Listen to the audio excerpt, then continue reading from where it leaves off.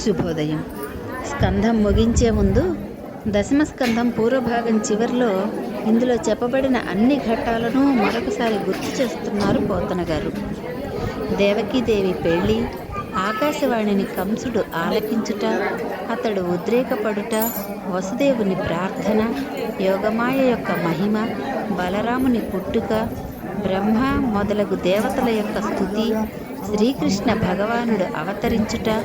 నందవ్రజంలో ప్రవేశించుట, యోగనిద్ర కథ, నందుడు కావించిన పుత్రోత్సవం, కృష్ణుడు పూతనను చంపుట, శకటాసురుని కూల్చుట, తృణావర్తుని మృతి, యాదవ పురోహితుడైన గర్గాచార్యుల వారు మందకు చందించుట, నారాయణాది నామ నిర్వచనము, శ్రీకృష్ణుని బాలక్రీడ, అతడు మన్ను తినుట, యశోదాదేవి గోవిందుని ముఖగహ్వరంలో సకల చరాచర ప్రపంచమును చూచుట, శ్రీకృష్ణుడు వెన్నలు దొంగిలించుట, యశోదాదేవి కృష్ణుని కోపించుట, ఆమె రోటికి బాలకృష్ణుని బంధించుట, కృష్ణుడు మద్ది చెట్లను పడగూల్చుట,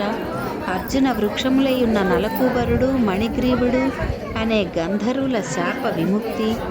నందాదులు బృందావనమును కరువుట, శ్రీకృష్ణుడు లేగలను మేపుట, అతడు వత్సాసురుని సంహరించుట, బకరూపము దాల్చిన దైత్యుని చీల్చి చంపుట, బకుని తమ్ముడు సర్వరూపధారి అయిన అఘాసురుని శ్రీకృష్ణుడు రూపుమాపుట, బ్రహ్మదేవుడు ఆవుదూడలను అంతర్ధానం చేయుట, శ్రీకృష్ణుడు కొత్తగా గోవత్సములను గోప బాలకులను సృజించుట, బ్రహ్మ శ్రీకృష్ణుని స్తుతించుట, కృష్ణుడు గోవులను పాలించుట, గర్దభాకారము ధరించిన దేనుకాసురుని నిర్మూలించుట, కాళీయ మర్దనము గావించుట, గరుత్మంతునకు కాళీయునకు వైరమేర్పడిన వైనము, బలరాముడు ప్రలంబాసురుని త్రుంచుట, శ్రీకృష్ణుడు దావాగ్నిని మింగుట, వర్ష ఋతు వర్ణనం, శరదృతు లక్షణం, వేణుగాన వినోదం, హేమంత ఋతువు రాక, గోపకన్యలు గావించిన హవిష్య వ్రతం, గోపికలు కాత్యాయన్ని భజించుట,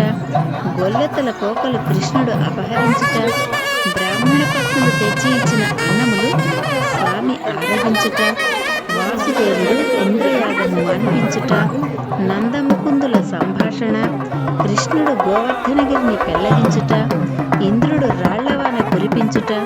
కృష్ణమూర్తి గోవర్ధన పర్వతము నెత్తుట, వరుణుని భటుడు వరుణ పట్టణమునకు నందుని కొనిపోగా శ్రీకృష్ణుడు మరల తెచ్చుట,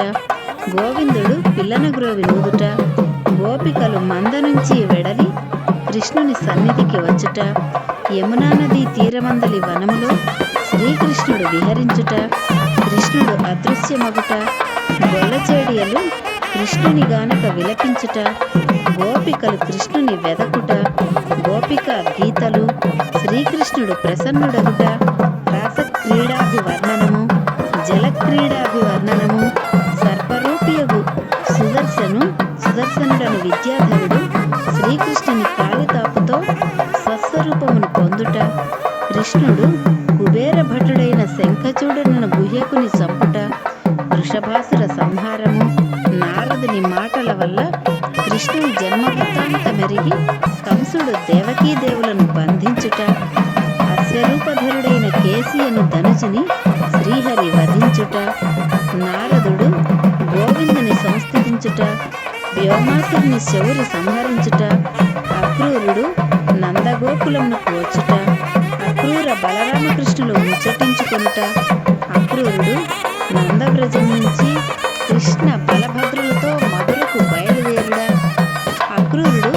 యమునా నదీ జలాలలో శ్రీహరి విశ్వరూపమును దర్శించుట, అతడు శ్రీకృష్ణ పరమాత్మను స్తుతించుట, కృష్ణుడు మధురలో ప్రవేశించుట, అక్కడ సాకివాణిని సంహరించుట, సాలెవాడసగిన వస్త్రములు, సుధాముడను మాలాకారుడు సమర్పించిన పూలదండలు రామకృష్ణుడు స్వీకరించుట, శ్రీకృష్ణుడు ఉజ్జయుడ ప్రసన్నుడగుట, అతడు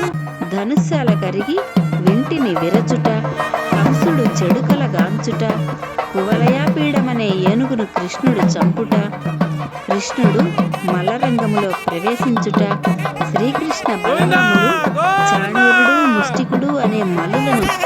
మర్దించుట, కంసుని సంహరించుట, శ్రీకృష్ణుడు దేవకీ వసుదేవుల చెర మాన్పుట, ఉగ్రసేనునకు రాజ్య పట్టము కట్టబెట్టుట, రామకృష్ణులు సాందీపని వల్ల చతుషష్ఠి విద్యలు నేర్చుట, శ్రీకృష్ణుడు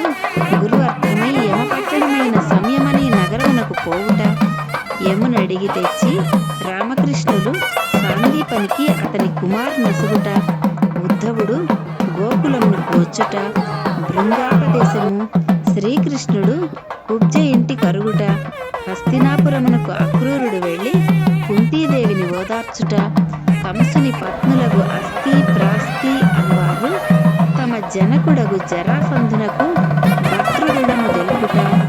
జరాసంధుడు కృష్ణునిపైకి దాడి వెడలుట, జరాసుతుడు మధురాపురమును ముట్టడించుట, జరాసంధుడు సంగ్రామములో 17 సార్లు పరాజితుడై పారిపోవుట, నారదుని ప్రేరణచే కాలయవనుడు మధురా నగరిపై దండయాత్ర సల్పుట, హరి ఆదేశముచే విశ్వకర్మ సముద్రంలో ద్వారకా నగరమును నిర్మించుట, కృష్ణుడు తన యోగ మహిమచే మధురా పట్టణ ప్రజలను ద్వారకాపురికి చేర్చుట, కాలయవనుడు మాధవుని వెంట నరిగి ఒక శైల గుహలో నిద్రిస్తున్న ముచుకుందుడను రాజు యొక్క కోప దృష్టి వలన భస్మమగుట, ముచుకుందుడు నారాయణుని స్తోత్రమునర్చి తపము సల్పుటకు వెళ్ళుట, జరాసంధుడు మరల రామకృష్ణులపైకి దాడి వెడలుట, బలరామాచ్యుతులు ప్రవర్షణగిరి నెక్కుట, జరాసంధుడు ప్రవర్షణ శైలమును దహించుట, రామకృష్ణులు పర్వతము నుండి దుమికి ద్వారకాపురికి వచ్చుట, రుక్మిణీదేవి పుట్టుక, ఆమె కృష్ణునకు పంపిన సందేశము, మాధవుడు కుండిన నగరమునకు ఏతెంచుట, రుక్మిణిని ఎత్తుకుపోవుట, రాజసమూహము యుద్ధమందు ఓడి పారిపోవుట, రుక్మిణి అన్నయ్యకు రుక్మి భంగపాటు, రుక్మిణీదేవి వివాహము అను కథ